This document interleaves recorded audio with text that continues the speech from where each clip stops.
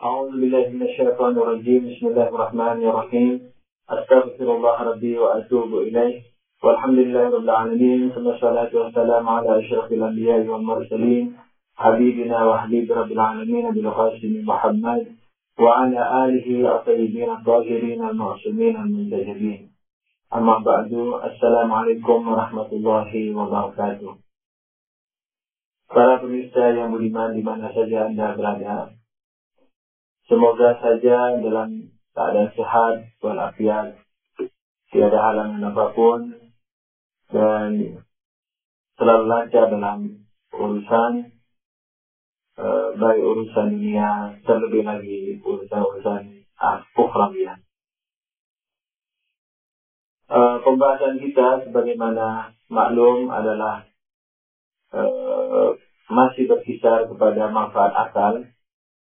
Nah, oleh karena itu semoga Allah selalu mencurahkan rahmat-Nya kepada kita, sehingga kita semua, kami dan para pemirsa sekalian, semoga selalu diberikan kekuatan akhliyah ini, membersihkannya dari segala kekotoran seperti dosa, kenistaan, seperti berangan-angan buruk, seperti berencana menjahati orang, merusak tatanan kehidupan Islami, apa saja yang dapat mengotori akal, cinta dunia, cinta kepada yang haram.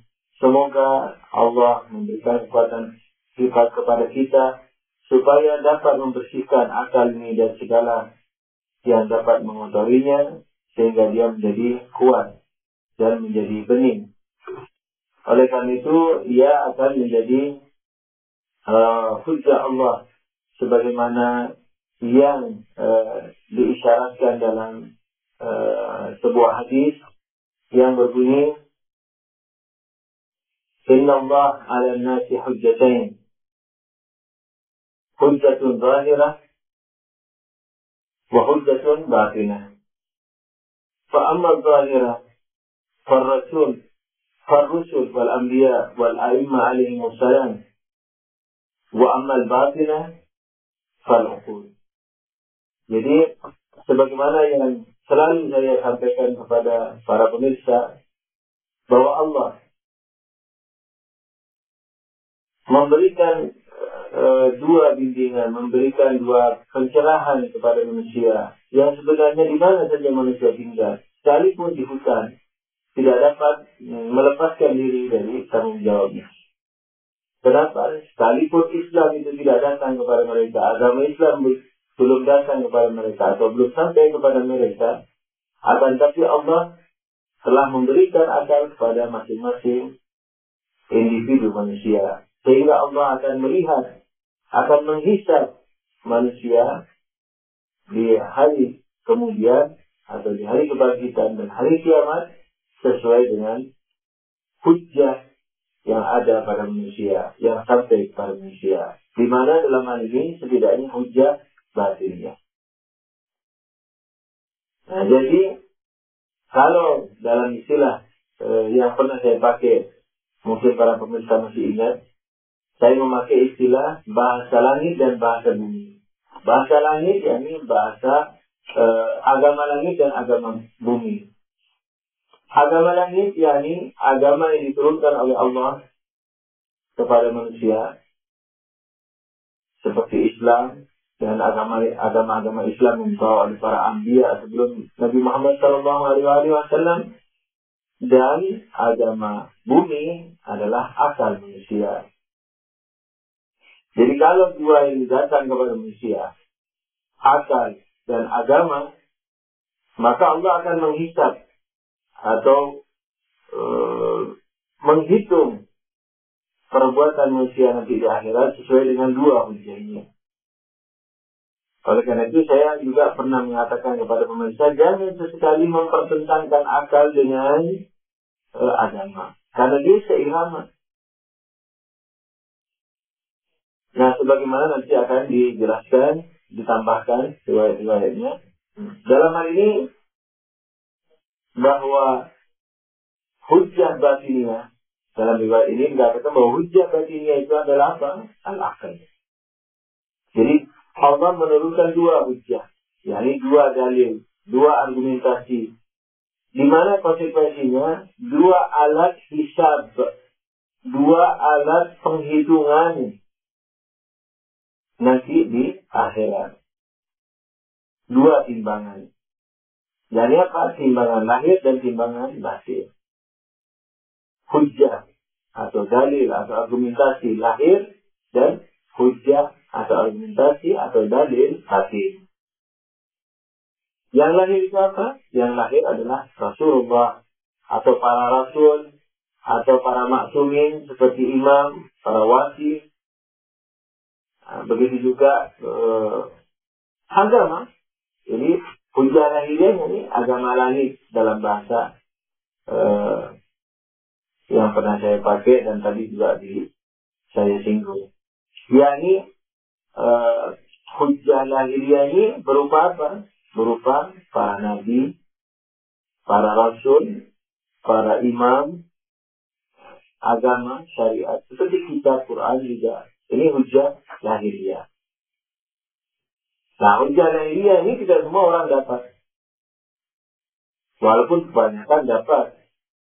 Nah, sebagian yang tinggal di pegunungan, yang susah dicapai oleh para mubalighin agama, yang menyampaikan agama, susah dicapai dan seterusnya, atau masih dalam rangka pencapaian, lalu sebelum nyampai mubaligh ke daerah itu sudah meninggal, misalnya, maka dia tidak mendapatkan hujjah lahiriah. Lalu apakah bebas? Lalu apakah dia tidak masuk neraka dan tidak masuk surga? Atau masuk surga gratis? Atau masuk neraka saja? Karena dia tidak taat dengan agama, karena agama belum sampai? Tidak demikian para pemirsa. Dia akan dihisab, akan dihitung oleh Allah Subhanahu wa Ta'ala di akhirat dengan hujjah yang satu lagi. Yaitu apa? Hujjah batinnya. Hujjah yang batin, dalil Tuhan yang batin, argumen Tuhan yang batin. Apa yang batin? Menurut riwayat dikatakan al-aql. Oleh karena itu semoga kami dan para pemirsa sekalian dapat membersihkan akal kita ini sebersih-bersihnya dari dosa, dari noda, dari keburukan, niat buruk, berbuat buruk, rencana buruk, hawa nafsu, kemudian kelezatan, foya-foya terhadap dunia, apalagi haram. Jangankan haram, yang halal juga. Kalau itu diperbanyak, kami dalam riwayat dikatakan hubbud dunya ra'su kulli khati'ah. Mencintai dunia pangkal daripada seluruh kesalahan. Oleh karena itu akalnya harus dibersihkan. Nah, sehingga apa? Menjadi penerang bagi kita.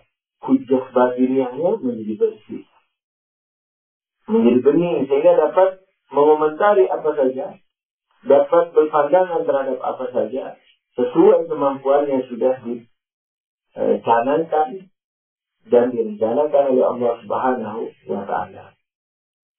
Oleh karena itu para pemirsa, ketika kita mau menyelesaikan masalah atau merembukkan suatu masalah dengan misalnya diri sendiri atau keluarga, merenungi masalah atau merembukannya, memusyawarahkannya dengan yang lain, ketika akal ini dikotori, maka dia tidak akan berjalan sesuai dengan apa yang telah direncanakan oleh Allah Subhanahu wa Ta'ala.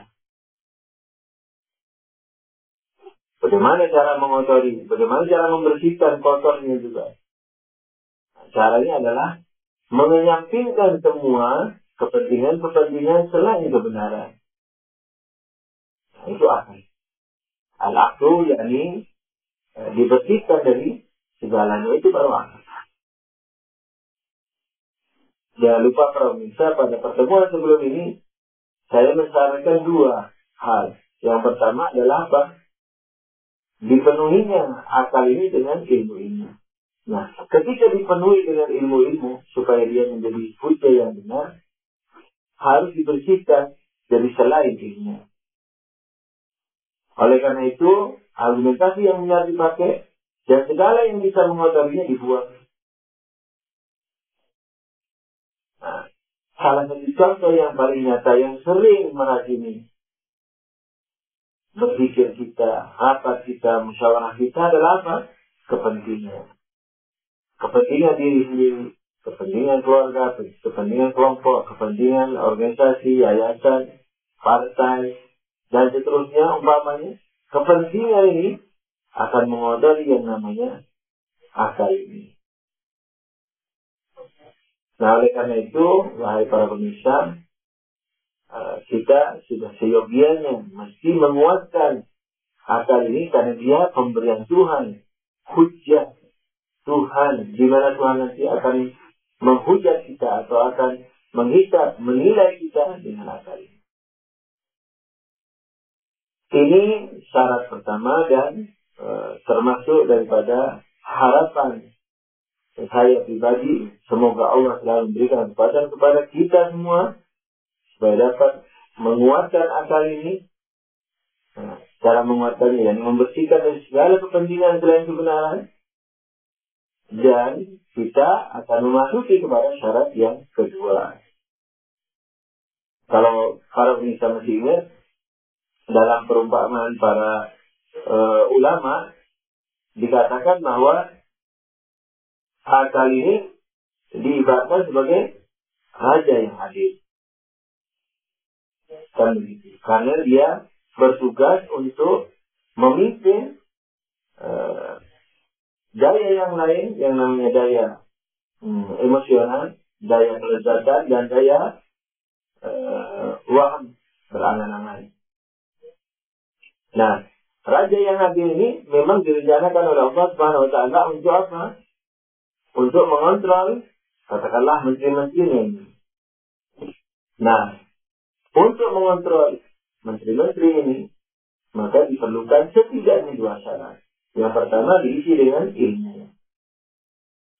Nah, ketika ilmu, maka bahasanya apa? Ilmu itu apa? Ilmu adalah kebenaran, informasi yang benar terhadap suatu kenyataan. Itu ilmu. Jadi hakikat ilmu apa? Hakikat ilmu adalah mengetahui sesuai kenyataannya. Kita punya informasi dalam akal kita terhadap sesuatu yang ada di luar akal kita, atau terhadap sesuatu yang ada di dalam kita. Tapi biasanya terhadap yang di dalam kita ini tidak keliru. Tidak pernah keliru, pasti benar. Makanya dikatakan ilmu huduri. Ilmu yang hadir, objeknya yang hadir. Seperti marah, misalnya, lapar, rasa marah, rasa lapar, cinta, benci, dan seterusnya. Nah, ini dikatakan ilmu huduri dalam logika. Dan ini biasanya tidak salah. Nah, ilmu huduri ini sudah pasti benar dan dikatakan ilmu. Bisa dikatakan ilmu. Karena memang sesuai dengan kenyataan. Tapi kalau pengetahuan kita terhadap yang di luar, ada dua kemungkinan. Bisa benar dan bisa salah. Manakala salah, manakala benar, maka informasi atau ilmu yang kita miliki ini bisa dikatakan sebagai ilmu. Bisa dikatakan sebagai informasi. Karena apa? Dia menginformasikan terhadap sesuatu yang ada di luar kita kepada kita secara benar. Namanya informasi. Informasi atau ilmu terhadap sesuatu yang ada di luar kita. Nah, tapi kalau ilmunya salah, sebenarnya tidak bisa dikatakan ilmu. Dia dikatakan ilmu dalam istilah bahasa Arab musamahati. Jadi secara musamah, secara semacam basa-basi, secara kebiasaan yang diucapkan itu sebenarnya keliru. Jadi kebiasaan yang diterima, pengucapan yang diterima sekalipun sebenarnya tidak sesuai kenyataan. Basa-basi. Ilmu yang tidak hakiki, yakni ilmu yang basa-basi. Kenapa?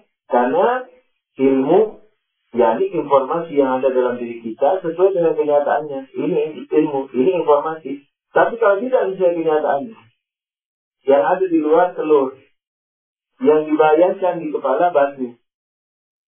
Ini membayangkan batu, oh ada batu di, misalnya, di kaki itu atau di tempat itu ada batu. Padahal sebenarnya telur. Berarti apa? Batu ini menginformasikan sesuatu yang bukan kenyataannya. Oleh karena itu dia tidak bisa dikatakan ilmu. Nah, jadi ilmu yang benar itu sebenarnya ilmu. Ilmu yang salah sebenarnya tidak bisa dikatakan ilmu. Informasi yang salah tidak bisa dikatakan informasi. Kenapa? Karena informasi yang apa? Menginfokan yang ada. Tapi kalau menginfokan yang tidak ada, itu namanya bukan informasi sebenarnya. Walaupun sering kita katakan informasi yang salah atau ilmu yang salah. Nah, jadi syarat utama daripada akal ini, supaya dia bisa menjadi raja yang adil, yang bisa memimpin pasukannya, menteri-menterinya, dan seluruh action, seluruh perbuatan, seluruh af'al daripada manusia. Nah, syarat utamanya adalah apa? Yang pertama, memiliki ilmu. Oleh karena itu selalu pandangannya selalu diuji. Jangan sampai ilmunya sebenarnya bukan ilmu yang hakiki. Jadi dia harus, atau kita harus selalu menguji informasi yang ada dalam diri kita. Supaya apa? Supaya kita tidak jatuh ke dalam jurang kekeliruan. Setidaknya jangan sampai jatuh kepada kekeliruan secara sengaja atau secara lengah. Sebab kalau sengaja dan lengah mungkin tidak dimaafkan oleh Allah SWT. Sengaja tidak menuntut ilmu, sengaja tidak mengintrospeksi, sengaja mengikuti kepentingannya, kemudian dia akan namakan akal. Dia cenderung kepada sesuatu, dia suka kepada sesuatu, lalu dia argumentasikan sesuatu itu sebagaimana argumentasi akal. Nah, ini sebenarnya akal sudah dinodai dengan kepentingan.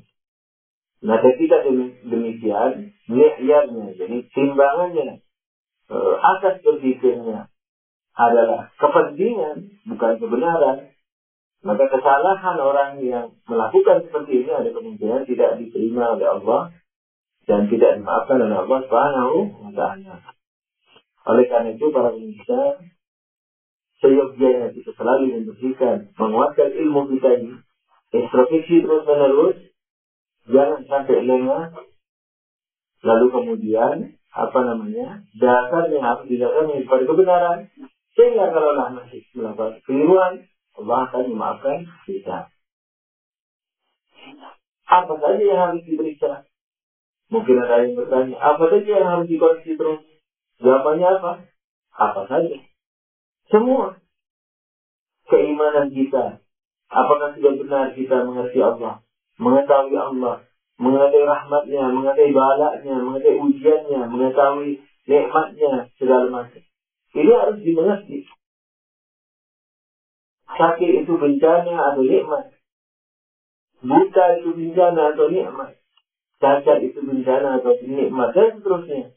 Allah sendiri, kasih sayangnya. Apakah sudah benar kita mengerti kasih sayang Tuhan? Dan apa argumentasinya? Apakah kita sudah benar mengerti Al-Quran? Apa itu Al-Quran? Apa saja? Sejak kapan Al-Quran disusun? Umpamanya yang paling dasar. Apakah bisa yang menyusun itu manusia? Atau merupakan hak Allah? Apakah bisa orang menyusun surat-surat Al-Quran? Ataukah memang hak Allah? Apakah bisa Nabi menyusun Al-Quran? Atau selain Nabi bahkan? Atau hanya Allah? Itu mengenai Al-Quran. Baru KTP Al-Qurannya. Belum lagi isi-isinya, pemahamannya. Semua itu harus selalu diuji. Dibangun argumentasi. Tentang Nabi, siapa Nabi itu? Maksum apa tidak? Apakah betul Nabi bisa berbuat salah? Banyak orang yang saya dapati secara berkali-kali misalnya, itu masih mengatakan bahwa Nabi bisa melakukan kesalahan. Nabi tidak maksum kecuali dalam dakwah. Nah, kalau Nabi tidak maksum kecuali dalam dakwah, mungkin saya akan bertanya kepada para manusia yang tidak dalam dakwah apa dari Nabi. Karena dakwah Nabi dengan ucapan dan dengan perbuatan. Lalu apa arti riwayat? Apa arti sunnah? Sunnah adalah pembicaraan Nabi, perbuatan Nabi, bahkan hidupnya Nabi ketika melihat satu peristiwa. Itu termasuk sunnah. Dasar daripada Islam. Dan ucapannya bukan hanya ketika di atas mimbar. Ucapan apa saja. Perbuatannya juga bukan manakala di atas mimbar. Perbuatan apa saja. Itu menjadi sunnah. Islam dasarnya hanya dua, Quran dan sunnah. Dan sunnah pengertiannya seperti itu. Nah, kalau Nabi bisa salah dalam perbuatan-perbuatan selain dakwah, misalnya di atas mimbar, nasihat kepada orang tentang agama, selain masalah itu bisa salah, dalam pembicaraan keluarga bisa salah, kemudian berbuat dalam keluarga atau berbuat dalam perang, dalam politik bisa salah segala macam. Berarti yang namanya sunnah itu mungkin bisa tinggal misalnya 10 riwayat, 100 riwayat. Jadi riwayat atau sunnah akan menjadi musnah. Dan tidak demikian halnya. Kenapa? Karena Nabi itu adalah seutuhnya. Jadi bukan hanya dakwah ketika di atas mimbar, tapi dakwah dalam perbuatan, dalam ucapan, dalam penerapan, kelembutannya misalnya dan seterusnya. Itu masalah kenabian. Jadi jangan sampai nanti kita akan dihadapkan oleh Allah kepada Nabi Muhammad SAW, lalu kita ditanya, bisa-bisanya kamu mengatakan aku tidak maksud. Dan kalau aku tidak maksud, lalu mengapa kamu mengambil riwayat-riwayat tentang bagaimana aku memakai baju, bagaimana aku berjalan, bagaimana aku berbicara? Mengapa engkau mengambil kebenaran memahami Islam dari semua perbuatanku? Kalau aku bisa salah dalam perbuatan selain dakwah menurut sebagaimana yang kamu ucapkan, berarti kan bisa salah dalam semua riwayat-riwayat itu. Lalu mengapa engkau bisa memegangi? Bagaimana engkau bisa mengatakan bahwa dasar Islam itu adalah Quran dan As-Sunnah? Sementara sunnahnya tidak bersih dari kesalahan. Ya. Jadi pengetahuan kita terhadap Rasul, pengetahuan kita terhadap setelah Rasul, misalnya maksumin, siapa maksum, apa kemauan mereka, apa kemauan Rasul, siapa Rasul, siapa maksumin, siapa imam maksum dan seterusnya. Nah, ini merupakan satu hal yang selalu harus dikaji. Dan sampai nanti masuk ke akhirat, dasar daripada agama, keimanan dan fikih, akhlak, politik kita semua, dasarnya apa? Dasarnya adalah kata orang. Kata itu, kata fulan guru, kata fulan dosen. Terlebih-lebih politik. Jangan sampai dikatakan, mengapa kamu memakai politik itu? Ya, karena saya belajar misalnya di politik, misalnya liberal, politik di Eropa atau di Amerika. Lalu apa yang saya bisa jawabkan kepada Allah? Nah, oleh karena itu, pengetahuan kita apa saja harus selalu dikontrol, terus menerus. Harus digugat dalam kesendirian kita.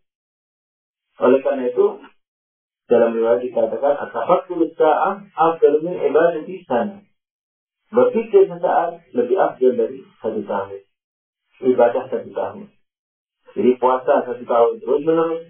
Tahajud tidak bangun, kadang-kadang tidak tidur malam, ngaji dan tahajud segala macam terus menerus setahun setiap malam. Malam tidak pernah tidur, misalnya ibadah saja. Siang puasa terus sampai setahun. Zikir, baca Quran, sholat dan seterusnya. Itu masih kalah fadilahnya dari berpikir sesaat. Kenapa? Karena berpikir sesaat ini adalah pangkal dari semua perbuatan. Kalau berpikirnya salah, semua perbuatannya salah. Kalau cara berpikirnya salah, keimanannya salah. Na'udzubillah. Fikihnya salah, akhlaknya salah, politiknya salah, dan semuanya menjadi salah. Ketika salah, dari mana pahala tidak? Sekali lagi, memang kalau kita sudah berusaha, insya Allah dimaafkan ya Allah. Tapi kalau kita lihat, atau sengaja memerangi yang namanya akal, sengaja tidak mau koreksi terhadap semua yang kita punya. Kalau kita tidur nyenyak karena kita sudah menganggap diri kita benar, maka ini sangat berbahaya. Oleh karena itu, para pemirsa sekalian, semoga Allah selalu memberikan lindungan kepada kita terhadap kelengahan dari introspeksi ilmu kita. Nah, jadi syarat utamanya adalah apa? Bahwa akal kita ini harus dikuatkan dengan ilmu-ilmu yang benar, dan ilmu-ilmu yang benar ini selalu tanpa berhenti harus dikoreksi, harus dibangun di atas premis-premis yang benar, argumentasi yang benar, dalil yang benar, dan dijauhkan dari kepentingan golongan. Dijauhkan dari kepentingan pribadi, dijauhkan dari kepentingan golongan. Tidak ada lain yang diinginkan oleh akal kecuali kebenaran. Dalam syarat pertama ini. Jadi tidak ada lain kecuali apa? Kecuali kebenaran itu sendiri. Jadi jangan dicampuri, jangan dijadikan hal yang penting bagi kita dalam urusan akal ini kecuali kebenaran saja. Nah, oleh karena itu dalam riwayat dikatakan inna lillahi 'alan nasi hujjatain. Allah memiliki dua hujjah bagi manusia, dua argumentasi, dua tanggung jawab. Hujjatun zahirah, hujjah yang zahirah, dan hujjah yang batinah, hujjah yang batinah. Hujjah yang zahirah yakni apa? Rasul dan anbiya dan a'immah alaihissalam. Sementara hujjah yang batin apa? Adalah akal. Jadi, jangan sampai kita mementingkan selain kebenaran. Ini syarat pertama. InsyaAllah kita akan teruskan pada syarat yang kedua, yaitu syarat ketaatan pada sesi berikutnya, dan mudah-mudahan para pemirsa sekalian akan diberikan inayah oleh Allah Subhanahu wa taala sehingga selalu memperhatikan masalah akal ini dan menjadikannya sesuatu yang sangat berharga, melihatnya, menatapnya sebagai sesuatu yang sangat berharga, di mana sudah tentu setiap yang berharga dan semakin tinggi harganya, maka tanggung jawabnya juga semakin berat. Oleh karena itu, jangan sampai terkena rayuan syahwat. Syahwat, yakni bukan hanya kelezatan seksual, tapi kelezatan makanan dan lain-lain yang namanya kelezatan. Jadi harus kuat dari rayuan syahwat, emosi, kemudian angan-angan. Nah, ketika kita menjaga akal ini sedemikian rupa kuatnya, ketika kita menjaga akal ini sedemikian rupa amanatnya, maka insya Allah akan memberikan tambahan kekuatan kepada kita, sehingga kita bisa tegas, sehingga kita bisa konsekuen, sehingga kita bisa tegas dalam mengutarakan pandangan kebenaran yang diketahui oleh akal kita. Di mana pelampiasannya, pengejawantahannya biasanya tidak keluar dari dua hal. Yang pertama adalah tegas,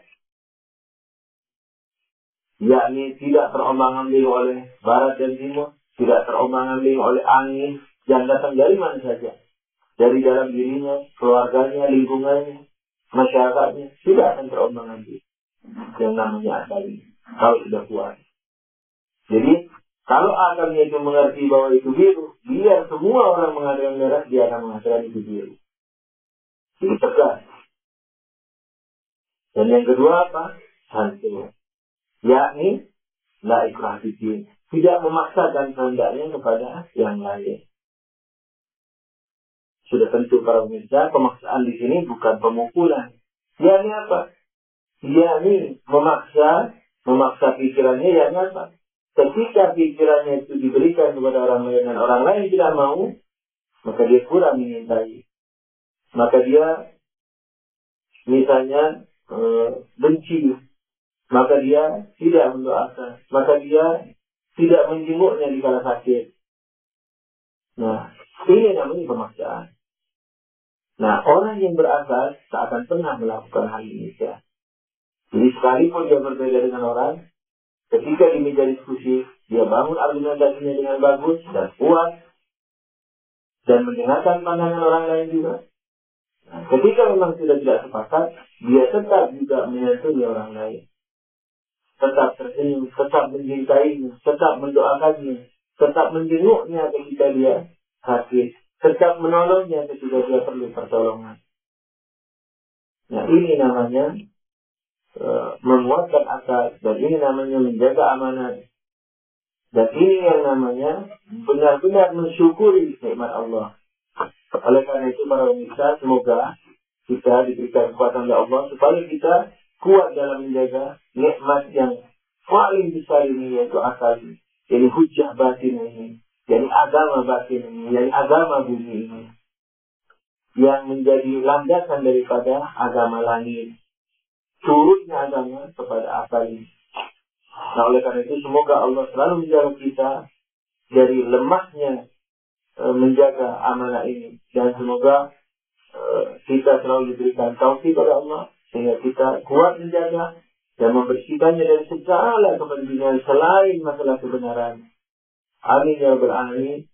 Allahumma shalli ala Muhammadin wa alihi wa sahbihi wa billahi taufiq wal hidayah. Wassalamualaikum warahmatullahi wabarakatuh.